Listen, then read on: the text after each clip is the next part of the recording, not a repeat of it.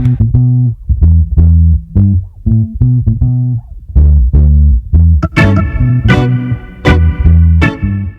gave their hearts to the Lord, and so many people were blessed and had a chance to pray for so many. And this time we drove over 1,500 miles on the road system, going from prison to prison, and churches and house churches and some small, mountain churches. Did you have a question, Diane, or were you just saying glory? Okay. So some of my ministry was canceled, but it actually turned out to be a blessing. Got up there, and some of what I originally intended to do my first couple days didn't happen. So I used that time to just pray and prepare, and which turned out to be a good thing. I spent some time just literally going on some prayer walks, sitting in the hotel room and studying and poring over the Word and praying and asking the Lord to show me who. And if you ever ask the Lord, show me who you want me to speak, to target. Highlight the people ahead of time. He'll give you faces. Like, he'll start giving you pictures of people. It was pretty interesting to show up and like, oh, you're here? I expected you to be in prison. They're like, what are you talking about? You bump into them at a church instead. But our first, I had a chance to meet some great kids, some great people. I actually did a lot of ministry among children this time, right at the beginning. It was really neat.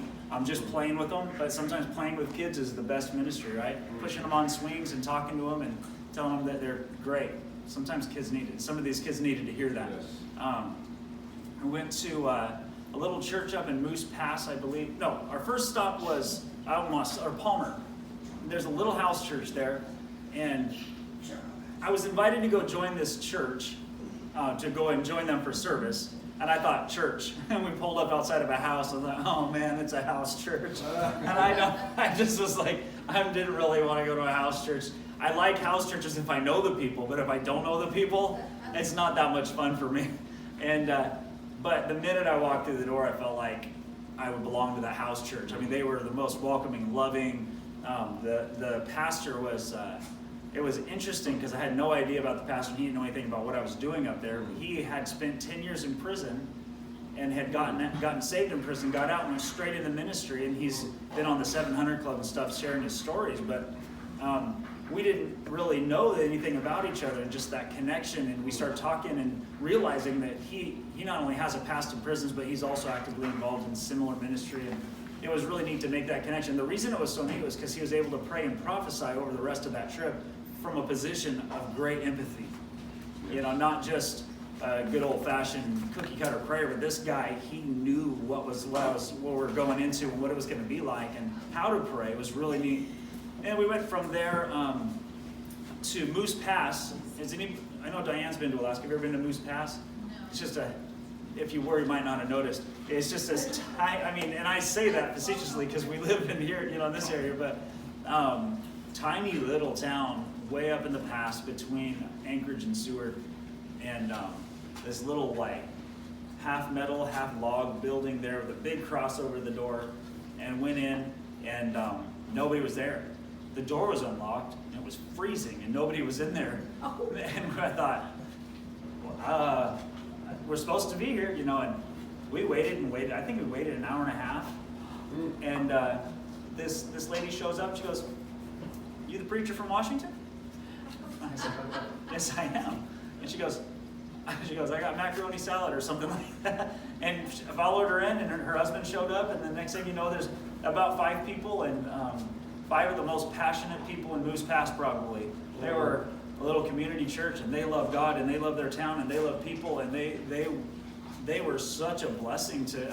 I'm sharing this because before I went in prison, God just started making sure to recharge me in a lot of ways, emotionally and spiritually, and they spoke words of life. And I found out one lady owns a fudge company.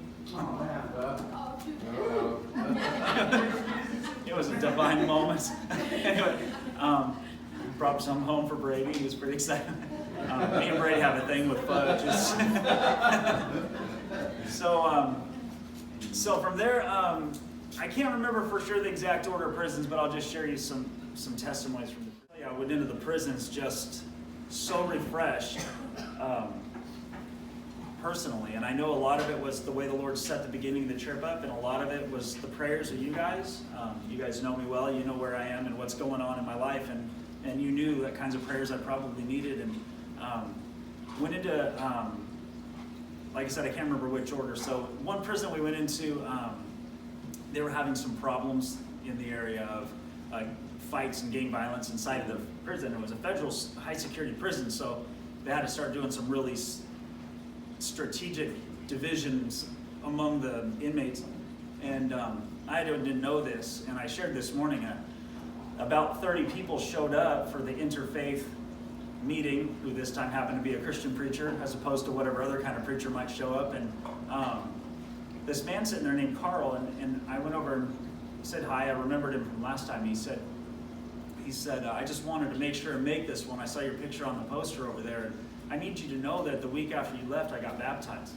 Oh, nice. And I said, well, that's great news, Carl. Congratulations. I said, did you know the Lord? He said, no, I was a Muslim for 20 years. He said, when you told me the story about your mom being raised from the dead as a child, something in me suddenly knew that Jesus was truth. He said, that story, when you finished that story, I knew.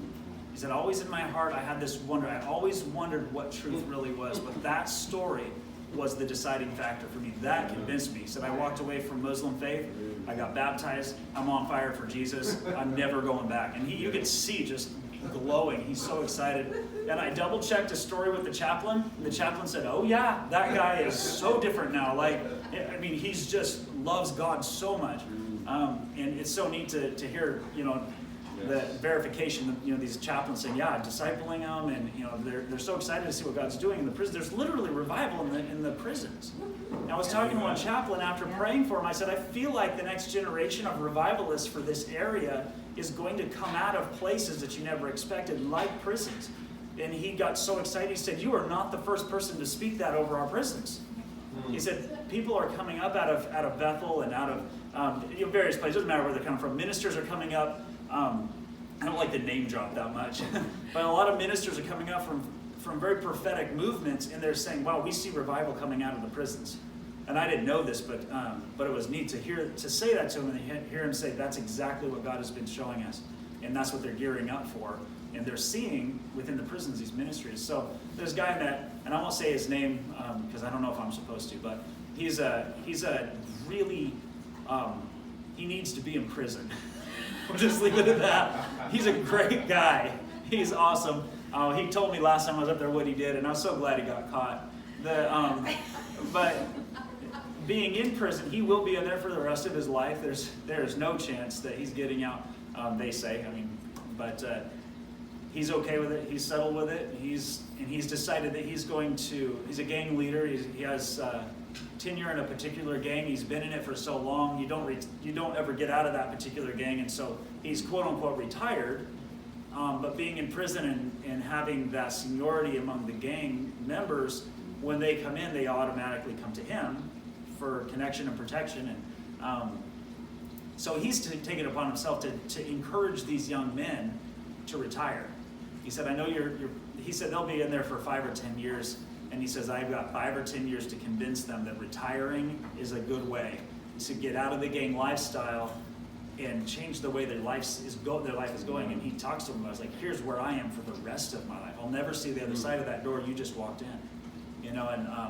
And anyway, so last time I connected, we spent a lot of time praying and talking. And this time I came in, he was the first to meet me at the door. As soon as that giant steel door opened, he's like, I knew you were coming back. And we went and talked for a little while. And I didn't know about the problems inside of that prison. But before I went in, even before I got there, my wife and I had talked, and I would tell her where I was going, my mom too, and Brady, and specifically, I'm about to go in, start praying, please, It was great when I went in. That guy, he stayed on the stage with me the whole time. Just to make sure nobody else came up on the stage. He was probably one of the most revered inmates in the entire prison, and the Lord knew to connect me with him. I don't know. Anyway, I don't know how to explain it, but I just know that I remember I heard something. I turned around and he was sitting up there like, you're welcome to sit up here. I found out later that the 30 men in there were part of one particular section of the prison, and no one else was allowed in for protection, for safety reasons.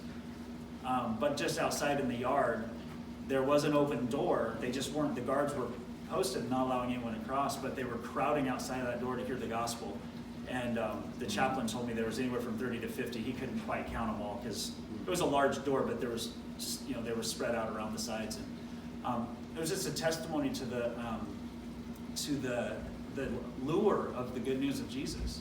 Amen. The message we preached was, Father loves you, you are forgiven, and an intimate connection or encounter with the Lord can change you forever. Amen. And telling them that, it's not that self-help programs are bad. Go to AA, join groups, it's fine, have a moral code. But I wanted them to understand that an encounter with Jesus would that is the ultimate core of any change. And so it was awesome. We preached the gospel. We were praying for healing. There was, like I said, so many there that were. So it was a great healing time again, and went out to a place, and this was awesome. I went to a place it's called Goose Creek, the facility, and way out in the middle of nowhere. If somebody escapes from prison out there, if somehow they figure out how to get out of that, you might as well just go back, because there's nowhere to go. It's so far out there. And they asked me to play with their worship team, which was a lot of fun, and preached on the love of the Father, preached on the prodigal son, and the Father himself, and the forgiveness that the Lord offers. And I don't know, at least 50 men came forward to receive the Lord, and then another 20 or 30 came forward to receive prayer for healing and the power of God, and even so much that the ultra conservative chaplains and ministers that were there that night, because there's like 150 people in this particular prison that come for church, and it's one of the bigger groups, and some very conservative ministers were there, but when the Holy Spirit started moving, they just, they clapping their hands like, this is great, like they loved it, and it's not that they've never seen it before or anything like that. It's just, you can tell when the Lord starts moving, pretty soon you're like, I'm just jumping in. I'm not going to stand on the sidelines with my arms folded. And, it was so amazing. So what my favorite part was at the altar time. Too many people for me to pray for in the amount of time I had to do it. So I commissioned them. And they were so happy to do it.